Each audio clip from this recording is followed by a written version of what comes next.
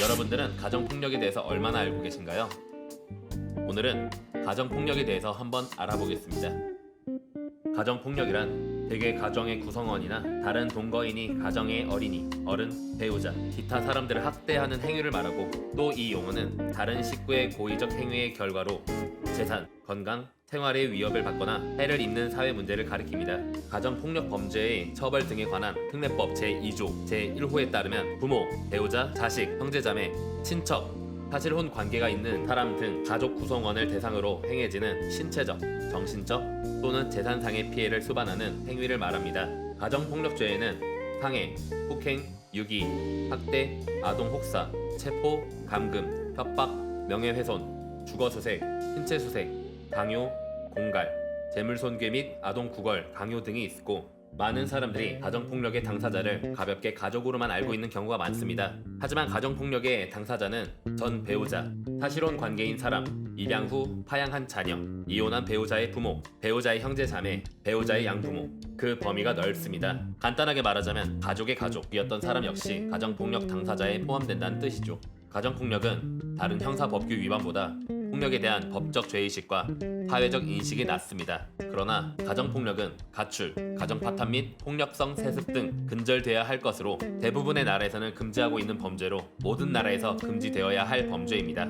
또한 보통 폭력죄보다 더더욱 심각한 범죄입니다. 폭력죄의 사례들을 보면 가해자의 정당방위의 여지가 종종 있지만, 가정폭력은 그런 거 없고 그냥 가해자가 자기 만족을 위해 저지르는 불법 행위입니다. 가정폭력은 말 그대로 가정에서 일어나는 폭력입니다. 따라서 지속적이며 일상적으로 피해자에게 신체적, 정신적 피해를 줍니다. 적과의 동침을 강요받음으로 피해자는 일상적으로 불안감에 시달리게 되죠. 또한 혈연 및 부부 관계라는 밀접한 관계에서 일어나기 때문에 폭력의 단절이 어렵기 때문에 어느 한쪽이 집을 나가기 전까지는 끝나지 않습니다. 사랑의 책임이 있는 관계에서 일어나는 폭력인 만큼 윤리적인 죄질도 크고, 피해자는 그래도 가족이라고 좀처럼 가해자를 고발하거나 신고하지 않는 경우가 대부분이죠. 가족을 독하게 버리는 것도 피해자도 원하지 않기 때문에 설령 신고한다 해도 가해자가 후회하며 용서를 구하면 용서해주기도 합니다. 그리고 가정폭력은 다른 가정 입장에서 보면 남의 집안 사정이기 때문에 타인이 나서서 중재하는 경우도 흔치가 않습니다. 그렇다면 가정폭력 발생 시 대처 방법은 무엇이 있을까요? 첫째, 피해자와 그 가족은 가정폭력 전문 상담기관을 통해 가정폭력 전반에 관한 내용을 상담받을 수 있습니다.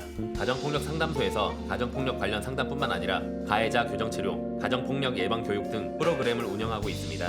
가정폭력 상담소는 여성가족부에서 위탁 운영하는 여성 긴급 전화를 비롯해 경찰청 및 각종 단체 등에서 운영하고 있습니다. 지금 화면에 해당 기관의 번호를 띄워드리니 해당하신다면 전화를 해주시기 바랍니다.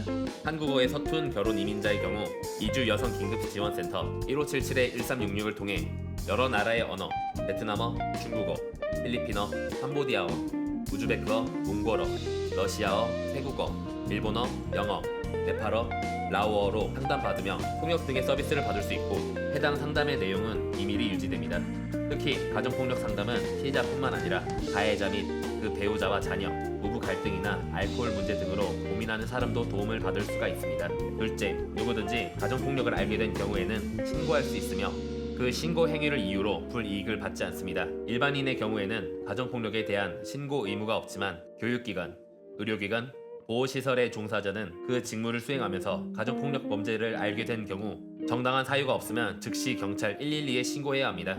이혼을 제외한 가정폭력 대처 방법 중에 강제력이 가장 세지만 경찰의 무관심 혹은 가정폭력 범죄의 심각성에 대한 인식 부족, 경찰의 가정폭력 신고를 받았을 때 해야 하는 의무에 대한 무지 등의 이유로 실제로 효과를 발휘하지 못하는 경우는 적습니다. 아직도 가정폭력을 범죄가 아니라 일개 가정 내의 일에 불과하다고 잘못 인식하여 적극적으로 대처하지 못하는 피해자도 있죠. 또한 피해자가 신고를 해도 가해자가 공권력 앞에서는 유순하게 굴거나 도리어 억울한 척을 하기도 합니다. 가장 기가 막히는 것은 상술했다시피 경찰조차도 가정폭력에 대해 제대로 인식을 갖추지 못해 무관심하고 무책임하게 행동한다는 것이죠. 좀 더 적극적인 태도가 필요해 보입니다. 셋째, 고소. 모르는 사람이 많지만 가정폭력에 대한 고소도 가능합니다. 아직도 가족을 고소하는 것을 꺼려하는 사람이 많아서 많이 일어나지는 않습니다. 검사 또는 법원의 사건의 성질, 동기 및 결과, 가해자의 성행 등을 고려하여 가정폭력 범죄의 처벌 등에 관한 특례법에 따른 보호 처분이 필요한 경우 가정보호 사건으로 처리할 수 있습니다. 또한 가정폭력 범죄에 재발될 우려가 있는 경우 검사의 직권 또는 경찰의 신청에 의해 법원에 가해자의 접근 금지와 같은 임시 조치를 청구할 수 있습니다. 다음은 지식에 대한 영향입니다. 가정의 화와 비는 대물림되고 반복됩니다. 가정폭력의 현장에는 아이들이 있는 경우가 있는데 아이들이 있는 가정에서 폭력 행위가 발생하는 경우 약 70%의 가정에서 학대를 받는 어머니를 아이들이 목격하고 그중 30%의 아이들이 실제로 아버지 등으로부터 폭력 행위를 당하고 있다는 보고가 있었습니다. 물론 이런 것보다 더 큰 문제는 아이들에게 직접 폭력을 가하는 경우입니다. 그리고 그 후유증은 굉장히 심각한데 평균 시력이었던 미취학 아동이 엄마가 눈앞에서 목이 졸리고 뼈가 부서지도록 맞는 것을 보며 너무 울부짖어서 각막이 손상되어 시력이 갑자기 마이너스가 된다든지 10년이 넘도록 트라우마로 남아 지속적으로 악몽을 꾼다든지 비슷한 상황이 벌어지면 극도로 불안해한다든지 혹여나 상담을 통해서 개선되었다 할지라도 이미 신뢰를 잃어버린 뒤라면 자식이 변화했다 주장하는 그 부모를 믿지 않을 가능성이 높습니다. 애초에 자기 입으로 변화를 주장하는 것 자체가 믿음이 갈 리가 없으니까요. 농담 아니고 자식이 부모를 들이받을 경우 자식과 영원한 원수지간이 될 수도 있습니다. 현재 대한민국의 가정폭력 범죄에 대한 조치는 아직 시대착오적이며 부실합니다. 그러한 이유 때문에 가정폭력은 반드시 누구 하나가 죽어야 끝나는 게임이라는 말까지 나올 정도입니다. 대다수 가정폭력 사례는 남편이 아내를 폭행하는 내용입니다. 가정폭력 기사들을 보면 참 답답한 사연이 많은데 이를테면 아내의 부모님 및 형제 자매는 폭력 사건에도 가만히 있는 걸로 보이고 사실 이는 한국의 대체적인 사회적 분위기나 특히 현재 가정을 꾸린 중년층 이상의 개인의 인식이 아직도 낡은 상태이기 때문에 벌어지는 현상입니다.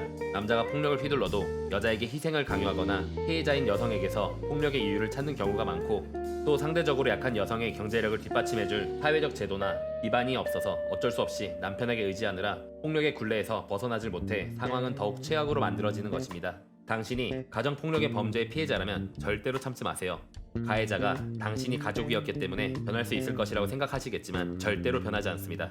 링크된 사이트 및 전화 상담 등을 통해 조속히 조치를 취하고 당신의 존엄성과 권리를 지켜주세요. 조치가 부실한 것은 사실이지만 점점 나아지고 있으며 신고하는 것과 아무도 모르게 조용히 넘어가는 것은 차원이 다릅니다. 반드시 신고하고 법의 보호를 받도록 합시다.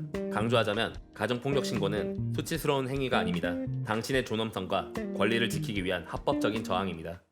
여러분들의 구독과 좋아요는 저에게 큰 힘이 된답니다. 작은 편견들이 사라진다면 점차 편견 없는 행복한 세상이 되리라 믿고 있는 버터플라이 임팩트였습니다. 감사합니다.